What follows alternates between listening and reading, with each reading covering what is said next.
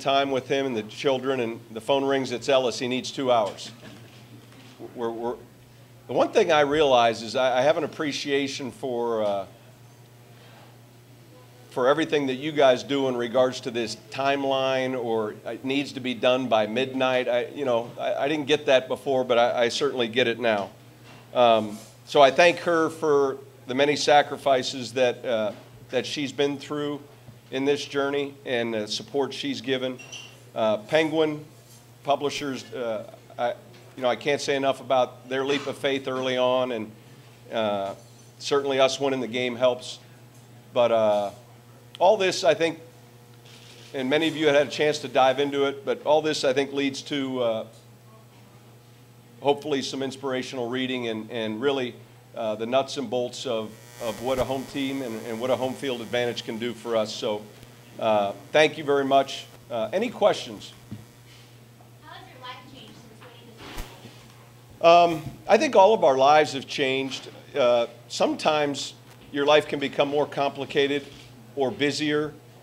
And so the challenge always, I think, as a coach, also as a husband and a father, is to maybe resist some of the things that can consume you. And but I know, when you do this for as long as I have, and then all of a sudden you finally catch the little rabbit. And I use that analogy, the greyhound tracks, and I don't bet on dogs at all, but they chase this rabbit and they never catch the rabbit. And in our industry, all of a sudden, when you win the Super Bowl, you've kind of caught this rabbit, and then very quickly you just have to let it go again and begin chasing, because that's what we do. So it's certainly gotten busier. Coach, tonight when you get your Super Bowl ring, do you anticipate putting it in a safe deposit box? Are you going to wear it around? What are you going to do with it? For the last 3 days, I've got an NFC championship ring. When I coached with the Giants, we lost in 2000 the Super Bowl to the Baltimore Ravens. And I took it out this week, and I said, hey, it's ring week. I'm going to wear this ring. And up until Wednesday, and it's probably the last time this ring is going to get any playing time. So that one's, I don't know if I'm even going to carry the insurance on it anymore. You got to make those decisions every year. You've got, and somehow or another, you're carrying your insurance on your jewelry, and I don't have a lot of jewelry, but I think I'm going to wear it for a while, and then at some point in time, we'll put it away. But I don't dress up a lot, and I think it's a good opportunity when you dress up, maybe to put it on. What do the players feel about the book? Pardon? What do the players think about you writing the book? That's a great question. I know there's been some early copies or portions maybe sent out, and a lot of you have had a chance to touch on a few of these chapters. I've gotten some feedback, and I appreciate that. I'm anxious to hear, I think at some point, here's the concern you have when you write a book. You ready? The concern I have is when the book's over, Ellis and I can't possibly put everyone in this book that needs to be. It's impossible. And it's not until you finish that you realize that you can't thank everyone in the last 4.5 years.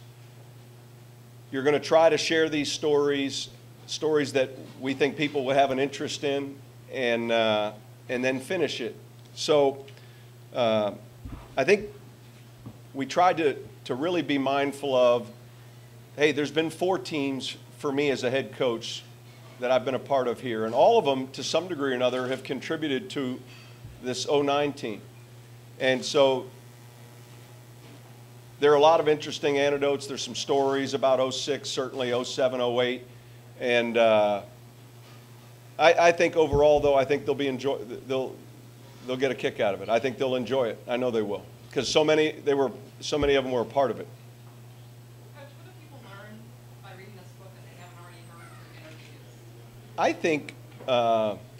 I think there's a lot here that no one's ever talked about. And sometimes when you write this book, and Ellis did a great job of this, I've got a pretty good memory, at least I think I do, and Ellis's job was really to jar that memory and pull this from me. And sometimes you hesitate as a coach, hey, is this something that we should write about?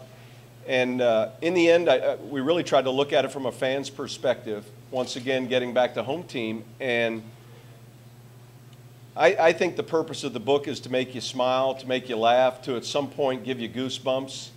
And then when you finish and you close it, you feel like you were a little bit closer to our team. You're a little bit closer to this journey. Anything going back to charity on this, Coach? Thank you, Mike Ornstein. I didn't mention this. This became a real great avenue for us to take and really put back into Payton's Play It Forward Foundation. It made a lot of sense. So we are going to take a portion of the proceeds of this book. And I think that being said, with all that's happened now, our focus with our foundation, certainly as we get ready for our October event, is going to be the coastal regions that are suffering so much now. So this just, again, is a way for us to give back to what's been given to us.